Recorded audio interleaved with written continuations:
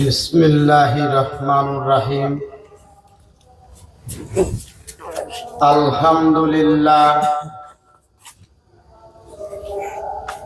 সকল প্রশংসা সেই মহান আল্লাহ পাকের। তিনি আমাদের আদি পিতাকে পুতুল রূপে সৃজন করে তার নিজ ভাণ্ড থেকে আত্মা দিয়েছিলেন। আদি পিতা সেই আত্মা পেয়ে সেই আত্মায় আত্মবান হয়ে মহারবের প্রশংসায় বলে উঠেছিল আলহামদুলিল্লাহ। আজ আমরাও সেই অনাদিকাল পরে সেই পিতারই মতন আকার সুরত ধরতে পেরে যার যার নিজ কলকের দিকে একবার লক্ষ্য করে বলে উঠি আলহামদুলিল্লাহ। অতঃপর যে নবীর নবুয়তে আমরা এসে হাজির হয়েছি তিনি হলেন বিশ্ব নবী, সকল নবীর নবী, সকল কুল মাখলুকাতের নবী এবং এই ইসলাম ধর্মের প্রতিষ্ঠাকারী এবং প্রচারকারী। সেই নবীর শানে আমরা একবার খাস দিলে দরুদ শরীফ পাঠ করি। আল্লাহুম্মা সাল্লি আলা সাইয়্যিদিনা মাওলানা মুহাম্মাদি ইলাইকা ওয়াসিলাতে ওয়া আলাইহিস সালাম। প্রিয় বিশ্ববাসী, সবার প্রতি আমার সালাম, আসসালামু আলাইকুম ওয়া রাহমাতুল্লাহ। আজ পূর্ণ রজনী, বেলায়েত পূর্ণ রজনী। এখানে আমাদের মুর্শিদ পাক ভালো ভালো বক্তব্য করতেন মানব জাতির উদ্দেশ্যে। এই মানব জাতিকে বাঁচানোর জন্য এই পথটা মানুষকে বোঝানোর জন্য দিয়ে গেছেন। তাই আপনারা তাল বিলম্ব না করে এই ধর্মটাকে গ্রহণ করে নিন। এটা দ্বীনি ধর্ম, মুর্শিদ পাক দিয়ে গেছে। এটা আমার আপনার শক্তি না, অনেক কষ্টের সাধনার বলে মুর্শিদ পাক সেই ধর্মকে ধারণে এনে মানুষকে দিয়ে গেছে। ধর্মকে ধারণে এনে মানুষকে দিয়ে গেছে, কেননা মানব জাতিকে বাঁচানোর পর। এটা মানব জাতি বুঝতে পারতেছে, কিন্তু মুর্শিদ পাকের কথাগুলো অনেক লেটে বুঝতে। যে পথটা আমি আমাকে বাঁচাবো, আমি আমার হাতকে বাঁচাবো, পাকে বাঁচাবো, কানকে বাঁচাবো, চোখকে বাঁচাবো, মুখকে বাঁচাবো। খারাপ কথা বলি আমার জবানকে নষ্ট করে দেওয়া হবে, ওই জবান দ্বারা আর কোনো কথা হবে না। আমার হাতকে হাত দ্বারা যদি কোনো খারাপ কিছু করি আমার হাতকে বন্ধ করে দেওয়া হবে, ওই হাত আর চলবে না। এরকম প্রত্যেকটা জিনিস এই দেহভাণ্ডে বসবাস করে। সেই দেহভাণ্ডকে বাঁচানোর জন্য মুর্শিদ পাক এই পথটা রচনা করে দিয়ে গেছে, যা 1500 বছর চলে যাওয়ার পর বিশ্ব নবীর অতীত হওয়ার পরও এইরকম তত্ত্ব তো রয়েছে, যেখানে আদমকে কিভাবে গঠন করা হয়েছে, কোনো কি আছে না আছে সে তত্ত্ব তো গাইতেছিল। যে ধর্মটাকে ধারণ করে পৃথিবীতে এনে মানুষকে বাঁচানোর জন্য দিয়ে গেছে। আদম নূরি এমন একটা বস্তু মানুষকে দিয়ে গেছে, প্রত্যেকটা মানুষের কাছে, প্রত্যেকটা মানুষের কাছে দিয়ে গেছে। আমি একটু পড়াশোনার থেকে অনেক আমাদের হেদায়েতি ভাই ও বোন ইয়েতে রয়েছি, তোমার কিছুদিন কই নেই যে ভিডিওতে দিল না ভাই। কারণ হচ্ছে প্রত্যেকটা অঙ্গ পতঙ্গে আল্লাহর কবে আর ঘুরছে, সে মানব জাতিকে বাঁচানোর জন্য প্রত্যেকটা অঙ্গ পতঙ্গে ঘুরছে। কেননা বাঁচানোর পথটা তার কাছে, কেননা আল্লাহ পাক একমাত্র তার কাছে দিয়ে গেছে। সেই বক্তব্য সবার একমাত্র মুর্শিদ পাকেই দিয়ে গেছে। অন্যায়ের বিরুদ্ধে বক্তৃতার হবে না, এমনই কিন্তু একটা কষ্ট বস্তু দিছে। মানুষের দ্বারে দ্বারে পৌঁছায় দিয়ে গেছে। লা ইলাহা ইল্লাল্লাহ হযরত আদম ও সফিয়া। কালেমাটা কিসের জন্য? যে আমি যে একজন আদম রূপে আছি, এই মানব ভান্ডে যে আদম ভান্ডে আমি আছি, আমি কিভাবে থাকবো আর কিভাবে এই জিনিসটা চালনা করবার, তাকে আমি কিভাবে ধরবো? আমার ভিতরে যে কথা বলতেছে, সে চলাইতেছে, ঘুরাইতেছে, বেড়াইতেছে, আমি তাকে ধরবো কেমন করে? আর সেই ধরার পরটাই সে দিয়ে গেছে, সেই ধরার পরটাই সে দিয়ে গেছে। কেননা মুর্শিদ পাক বলে গেছে, যতদি কল্লা ততদি আল্লাহ, যতটি কল্লা ততটি আল্লাহ। কিন্তু এই আল্লাহ মানুষে আছে। কোরআনেও বলতেছে যে আমি আল্লাহ মানুষের অন্তরের অন্তরায় হয়ে থাকি। তুমি আমাকে ছিঁড়ে তুমি আবার কোথায় আবার আল্লাহ খোঁজো? ওলিয়া উলিয়া গাউস কুতুব নবী রাসূল দেব দেবতা পৃথিবীতে যত এসেছে, তাদের নবুয়তি তারা হাসিল করে চলে গেছে। এখন মানব তোমার কি?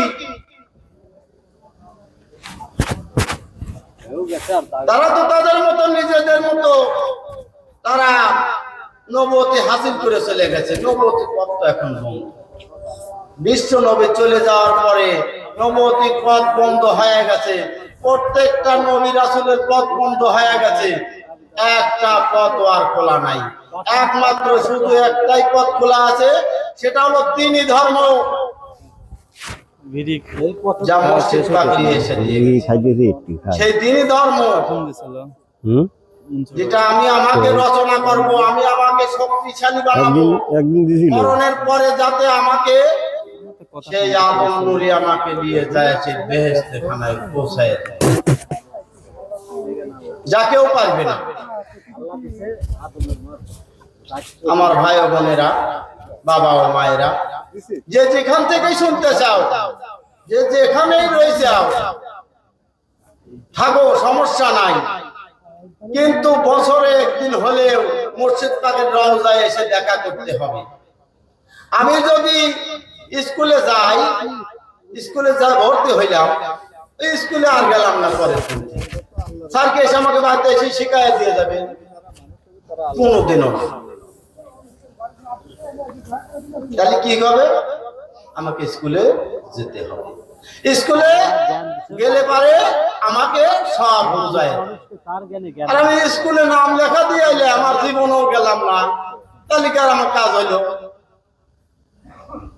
আমার এক ভাই জানে না, আর এক ভাই জানে, আর এক ভাই আছে ভুল আছে, আর এক ভাই আর একটা শুনতে পারে, সে বুঝতে পারবে যে না এই ভাই এটা ভুল করলো আর এই ভাইটা সত্যি করলো, তো ওইটা যদি আমার কাজে লাগে, একজনের তত কাজে লাগতে পারে, তাহলে আমার আশাই তো ভালো। এক স্যার যদি না পারে, ইংরেজি স্যার এসে বলতেছে, বাংলা স্যার বলতেছে, এক এক রকম এক এক স্যার এসে বলতেছে, তাহলে আমার ওই অঙ্কটা টাকা করে জান্নাতে হবে তার বাড়ি গাড়ি। আর যদি আমি জীবনে নাই যাই, তাহলে আমি কেমন করে বলবো? পান খেতেছেন? তাহলে আমার ইবাদত করলে আমার হয়ে গেল। আর নিবেন না? না, ইবাদতটা হলো সঙ্গে। তুমি প্রত্যেকটা কাজে, প্রত্যেকটা জিনিসের সময় যখন যা করবে, সব এই মালিকের রবের পায়া বলে বলে করতে হবে। আমার দরবারে কেউ আঙুল দিয়ে কথা বলে, মালিককে বলে বলে করতে হবে।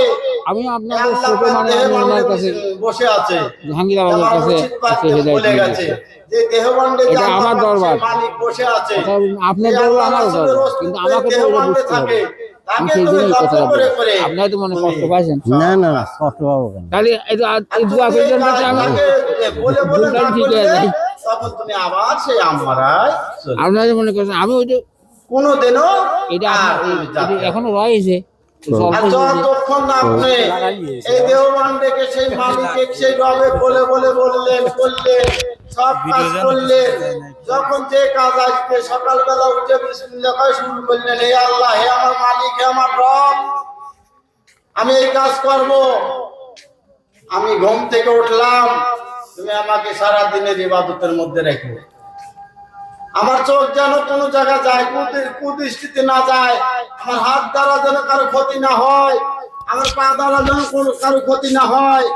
এরকম প্রত্যেকটা অঙ্গ প্রত্যঙ্গে আপনাকে বলে বলে করতে হবে, তাহলে মুর্শিদ পাকের হুকুমত মানা হবে।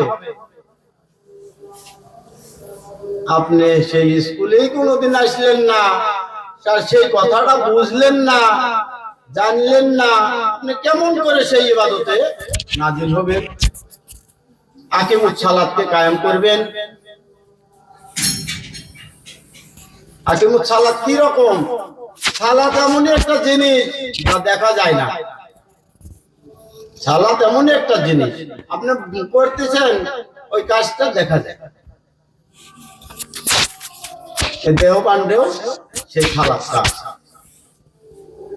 যাকে বলে আদম সূরতের লেফাজ, সেই সালাত আমাকে দিয়ে আদম সূরতের লেফাজ দিয়ে মসজিদ পাক বেষ্টনী করে আল্লাহ পাকের কোরআনের হেদায়েতের গুন্ডির মধ্যে ফেলে দেওয়া হয়েছে, যে তুমি যদি এই আল্লাহর রশিকে ছেড়ে দাও তাহলে তুমি আবার সেই কাফের হয়ে যাবে।